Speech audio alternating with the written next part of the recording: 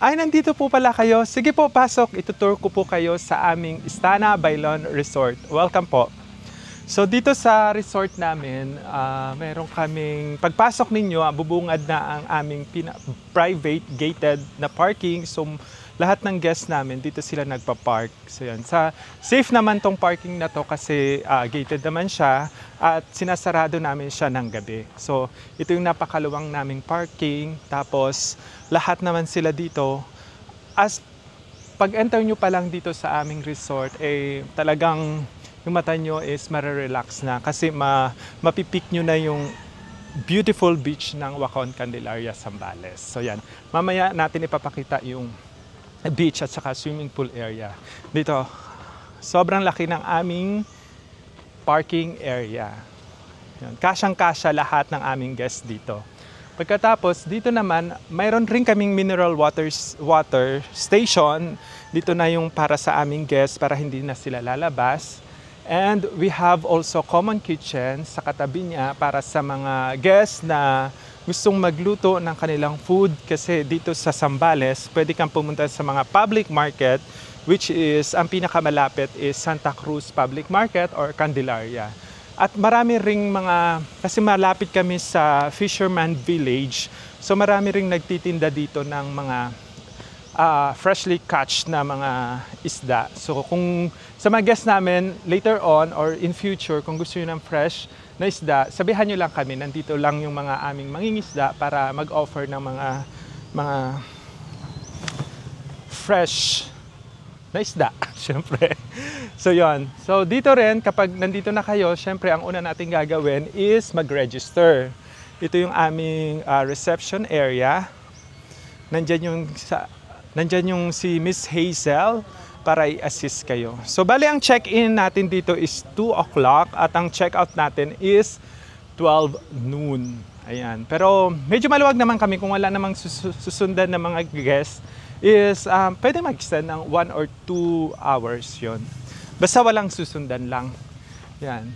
One of my favorite dito sa resort namin is itong mga nagbibigay ng mga lilim sa amin, itong mga punong coconut trees. So yan. So nakaka-relax din siya dito, guys. So pupunta naman tayo sa ito may mga bahay kubo naman kami para sa mga day tour. Yan, papakita nila yung aming mga bahay kubo. Yan, para sa aming day tour yan. Yan. It's a sunny day ngayon. Sobrang nakaka-enjoy na mag-stay sa mga beach area kapag ganitong araw. So, dito naman pupunta tayo, papakita ko sa inyo, like for example, pwede rin kami dito overnight kasi may mga overnight rooms kami, aircon rooms, and pwede rin kaming day tour. Usually, ang day tour namin is 9 to 6 p.m. Kapag day tour, pwede kayo sa swimming pool at saka sa beach. Mamaya papakita namin ang aming swimming pool. So yan. Pupunta tayo dito. Yan. So, ito ang aming mga cottages. Good for 8 person siya. 500 pesos ang rent niya. Tapos yung entrance for adult is 180 and para sa mga kids is 150. So ito yung pwede kayo dito mag-stay pag day tour. Yon. We provide din naman na yung pang-ihaw, tapos yun.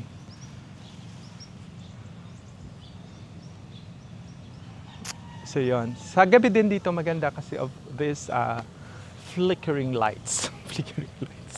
Flickering, right? So yun. So kapag marami kayo, pwede naman kayo mag-rent ng ng 2 o 3 kubo para naman komportable kayong lahat. Tapos may provision naman siya ng pang-ihaw doon sa dulo. So kapag mag-iihaw kayo, you will just let us know para ma-assist ng staff kung paano kung saan pwesto. Kasi hindi pwedeng basta-basta kasi alam mo na, para maayos lahat kasi may katabi tayong other guests. So ito yung aming pool. Ipapakita namin tong pool. Hindi naman masyadong kalakihan yung aming resort. Kumbaga, nandito na siksik naman siya at saka hindi naman kayo pupunta sa kabilang side para ma-access nyo yung mga amenities like this pool. So from the gate itself is sobrang lapit. So ito yung pool namin. Ipapakita nila kung gaano yung kung ano yung view ng aming pool. Ayan. So ipakita natin yung infinity pool natin. Yan. Maganda mag-swimming dito during morning tsaka sa afternoon. Yan. Ganyan po ang aming beach, napakatahimik. It's good na mag-paddle board at kayak during morning kasi napaka-relax ng mga alon. Though hindi naman sobrang alon dito sa amin. I advise kung gusto nyong ma-enjoy yung paddleboard is morning siya talaga. Look at those magandang view ng beach. So may stable niyo yung pagpapaddle. Kapag overnight naman kayo dito, ang paddle is free, ang kayak is free. Yeah. Mag-ask lang kayo ng assistance sa aming mga staff. Pero kapag day tour kayo, yon, may charge yung pagpapaddle at kayak. Yan. Then we have our dito. For example, may gathering lang kayo at gusto niyo ng function, may open function kami dito. Yan. Function area, ayan ang function area namin. Kapag may simple gathering kayo or if you want to rent the whole resort, pwede naman to. Open area siya. So, ito yung mga karagdagan naming mga water activity aside from kayak and paddle. We have this banana boat. Yan, good for 8 siya.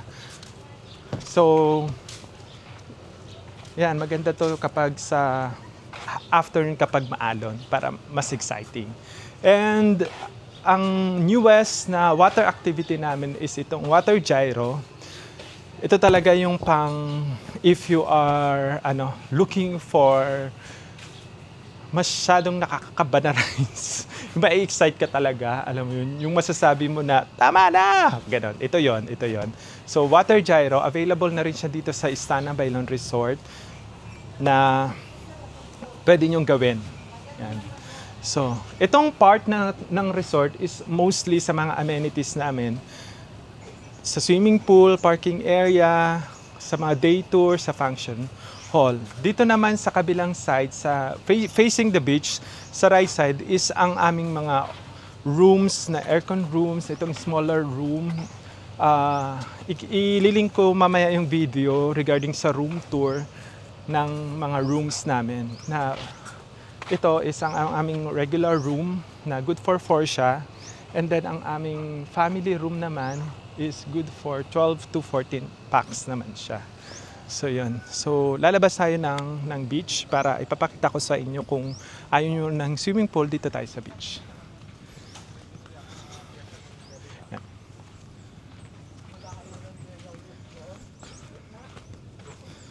So yan. So ito yung pinaka-beach namin. Ito yung mga kayak and paddle board. Yan. Yan. Safe na safe naman dito sa aming resort.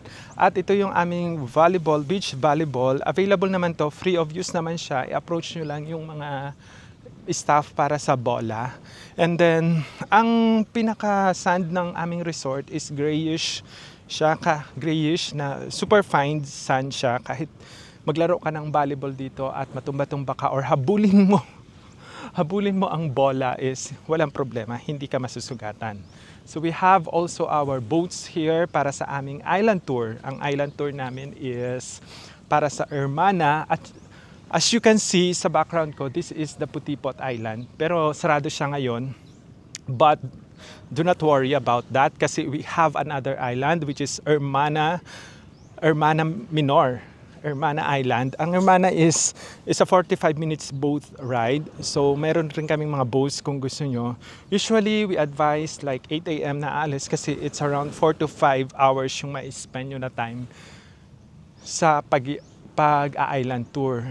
So ang bonus na pag-Hermana is after nyo ng Hermana, idadaan kayo ng driver nung aming operator dito sa around Putipot para makapag-snorkeling kayo bago kayo umuwi dito sa aming resort. So ang island tour namin is available siya every day. Just let us know kung gusto nyo ma-avail yung Hermana Island tour namin. Ayan. Marami kayong pwedeng gawin dito sa resort. Marami din kayong kung gusto nyo lang magpahinga the whole day, wala namang problema. Basta i-approach nyo lang kung may kailangan kayo sa mga staff namin. Ayan. So dito maganda rin kasi ang sunrise nasa kabila. So ang sunset dito. So usually the sunset is around 5 p.m. So grab your beer at pumesto na kayo dito at super ganda ng sunset dito.